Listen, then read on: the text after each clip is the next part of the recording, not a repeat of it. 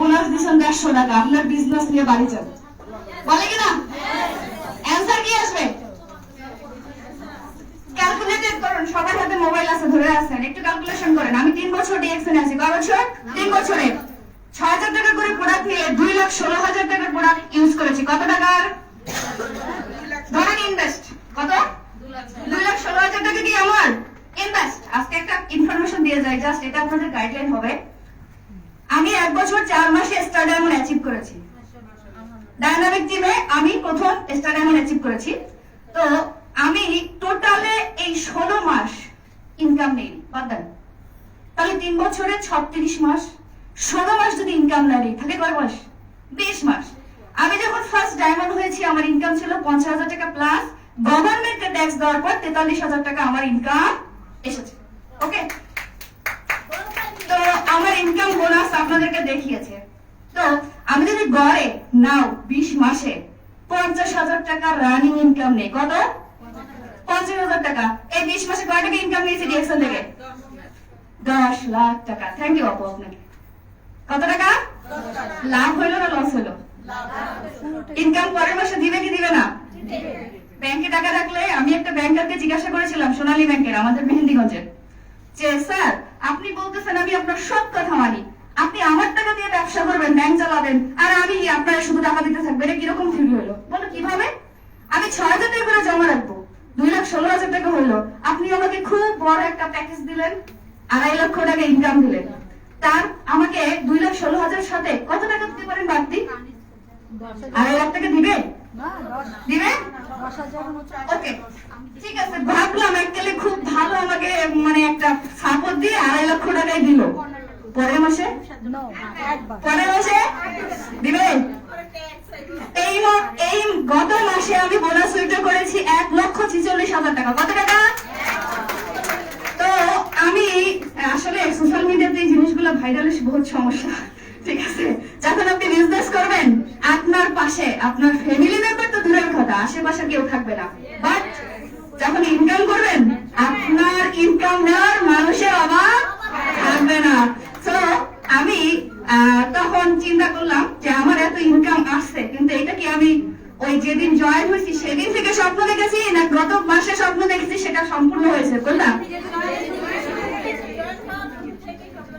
Okay, that's good. আরেকটা বিষয় হচ্ছে stock point. I M A stock honour. আমি ডিএক্সএনে আসার পর ওই যে দুঃখের কথা যেটা বললাম যে বরিশাল বিভাগে স্টকিস নেই, চিন্তা করলাম অর্ডার দেব। প্রোডাক্ট অর্ডার দিলাম, 1 সপ্তাহ পর আমার কাছে প্রোডাক্ট গেছে। কতদিন পর? পয়েন্ট দিল 30 তারিখ। এটা কেমন বিজনেস? তাহলে টাকা নিয়ে ভেঙে গেছে, রাইট কিনা? আপনারা তো সেটাই বলতেন। ওই দিন প্রতিজ্ঞা করলাম, ওই দিন কি করছি? নিজের সাথে নিজে কম্পেয়ারিং করেছি, প্রতিজ্ঞা করেছি আমি নুসরাত ফার্স্টলি স্টার ডায়মন্ড হবো। কি হবো? তারপরে স্টকিস দিব যদি বেঁচে থাকি। এবং আপনাদের দোয়া এবং ভালোবাসা আলহামদুলিল্লাহ এই 3 মাসে আমি স্টকিস দিচ্ছি এবং প্রত্যেক মাসে আপনারা কত নম্বরে আছি? আমি আপু আছেন থার্ড পজিশনে আছেন, কিন্তু আমি বলি ফার্স্ট পজিশন।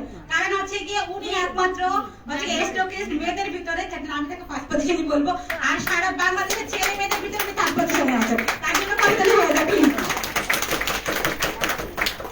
মজার একটা ছুরি বলি, আমরা যখন বিয়ে হয়েছে অন্যের অধীনে, আপনার হাজবেন্ড আপনাকে খুব ভালোবাসবে, যখন আপনি একদম তখন আপনার বয়স অল্প, আপনার সবকিছু আছে, আপনাকে ভালোবাসবেই। কিছুক্ষণ আগে যে বলছিল আমাদের স্পিকাররা যে আপনি যখন প্রথম বেবি নেন আপনার হাজবেন্ডের এই সবকিছু সেই কি জানেন?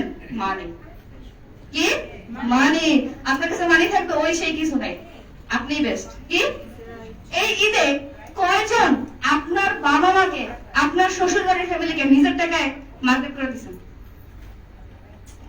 কত অ্যারাউন্ড টাকা হতে পারে? কত? 20,000। তো আমি আপনাদের বলি যার ইনকাম 1,46,000 টাকা সে ঈদে কত টাকা মার্কেট করে দিতে পারে? তাহলে আপনারা ভাবুন, আজকে এই বিজনেস আছে বিধায় আপনার অর্নিটি আছে। এই জার্নি পথটা তো সহজ না, কিন্তু এত কঠিনও। পৃথিবীতে সবচেয়ে মিষ্টি ফল কোনটা? ধৈর্যের ফল। কি? তো আমরা ধৈর্য ধরতে পারবো? মনে হয় না, কারণ আজকের এই লেডিস প্রোগ্রামে বুঝে গেছি ধৈর্য আমাদের ভিতরে কম। রাইট? রং। কি? রং। তাহলে আমরা সবাই সফল হতে চাই এবং আজকের উইমেন্স ডে প্রোগ্রামে আমাদের যে অর্গানাইজার এবং আমাদের যারা স্পিকার ছিলেন এবং সরিয়া সেশন যারা করেছেন তাদের করার পর এই ডিএক্স এর হেডে বসে এসেছে এবং জান্নাতুল ফেরদৌস মৃদু আপু আমাকে ইন্ট্রোডিউস করে দিয়েছে। রাইট?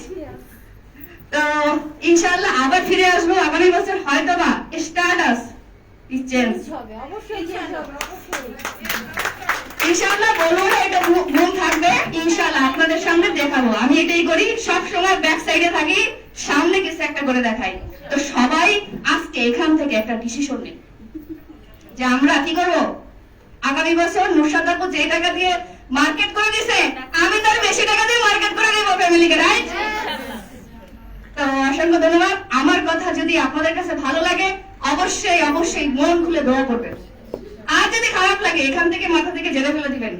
আর একটা কথা যদি আপনার ভিতরে গেঁথে যায়, ওই কথাটাকে ইন্সপায়ার হিসেবে নিয়ে জীবনে কিছু একটা করুন।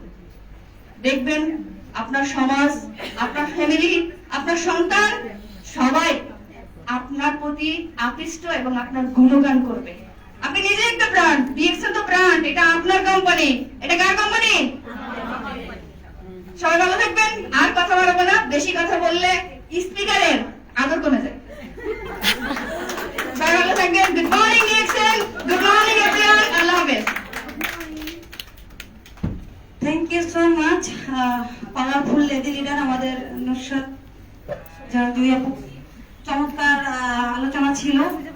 তো রীতিমতো আবারও সেই প্রশ্ন উত্তর পর্ব এবং আমি সবার পক্ষ থেকে আবারও আপুকে ধন্যবাদ জানাচ্ছি এবং আপুর জন্য আরেকটা করতালি হয়ে যাক।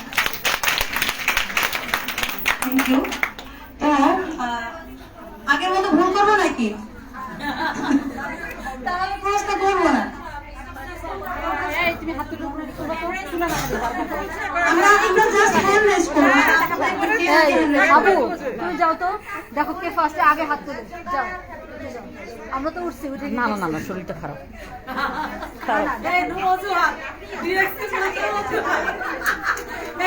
আসলে ইশরাতা বোঝা হয় না। আমরা কোশ্চেন করব, ইশরাত আপু কাউন্ট করো। দেখবে যে কে আগে